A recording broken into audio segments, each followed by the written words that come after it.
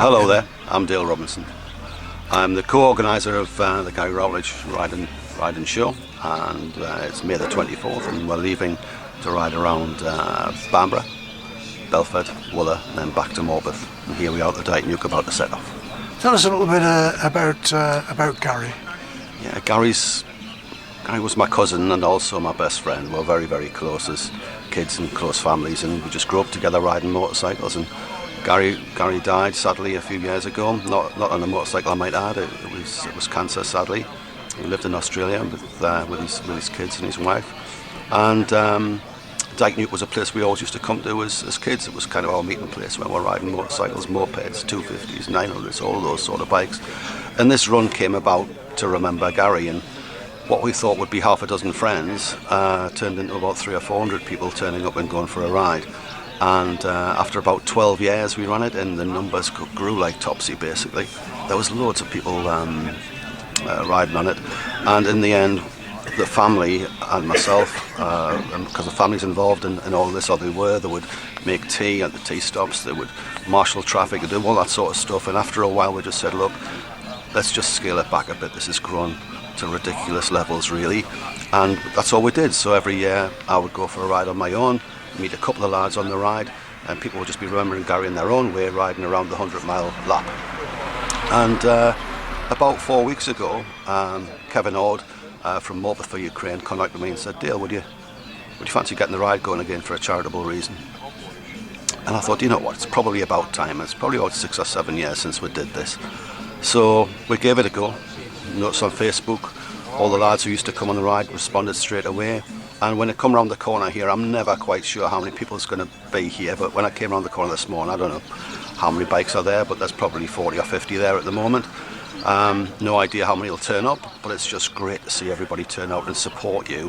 And everybody's donating a fiver, if they can, to the charity Ukraine, Morpeth for Ukraine. So it's a really positive thing, and it's lovely to be back here doing it again. No organisation, you just rock up and ride, that's all you do. It's just a bit of fun. It must say something about the motorcycling community that people support something in the way that they do. I think the North East has got a really strong biking community and a strong biking culture, and we've got some brilliant roads as well. And I'm blessed with some brilliant friends who support me in every madcap idea that I might come out with from time to time.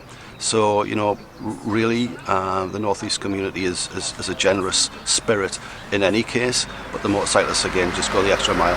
So it's very, very good. And is this perhaps a one-off, or do you see yourself organising on this field again? That's a very leading question. I think I've got to answer that diplomatically and say I don't know. But the reason that this is going is because I called Gary's family up and asked them, could we do this?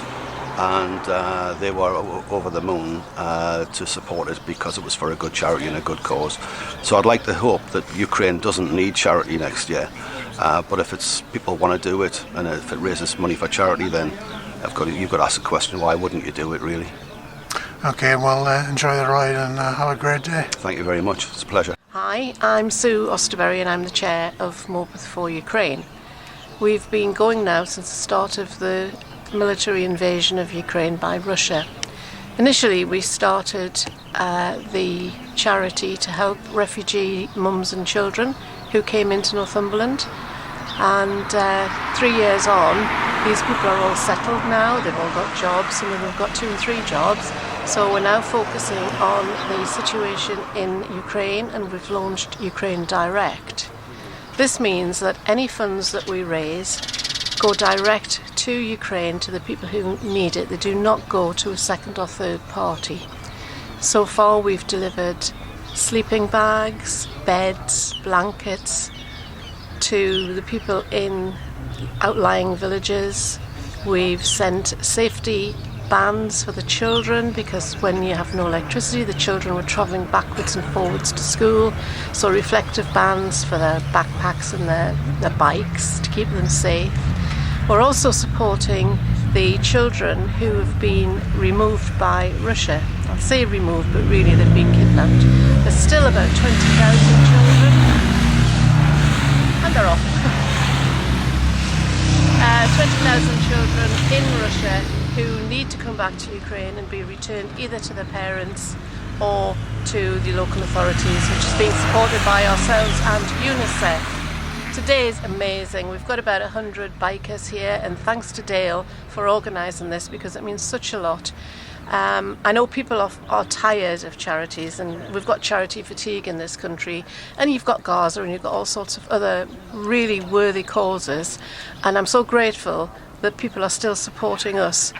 I know a lot of people think that the war in Ukraine is over and it's a forgotten charity, but it's still going on. Last night in particular, Kyiv had the biggest assault by Russia within the last 4 years.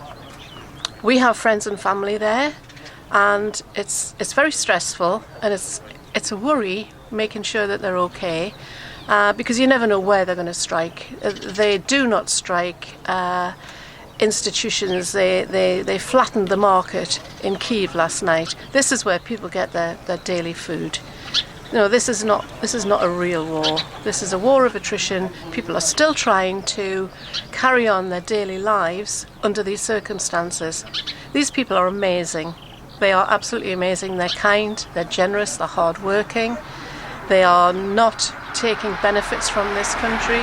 They are giving back to the country. They are grateful to us, and they'll never give in. Slava Ukraine.